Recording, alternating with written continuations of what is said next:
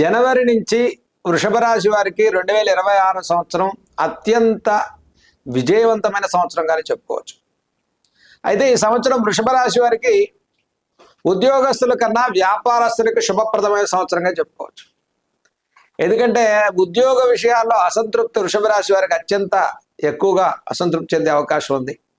ఎంత కష్టపడినప్పటికీ ఆశించిన మేరకు శుభ ఫలితాలు తక్కువగా కనిపిస్తున్నాయి. లాభస్థితి శనీశ్వరుడు యొక్క ప్రభావం ఉంది కాబట్టి మీ కష్టానికి స్వతంత్రంగా వ్యాపార పరంగా అభివృద్ధిని పొందాలనేటువంటి ఆలోచనలు పెరుగుతాయి. వ్యాపార రంగాల్లోకి మారేటువంటి వారు వృషభరాశి వారు ఎక్కువగా కనిపిస్తుంటారు.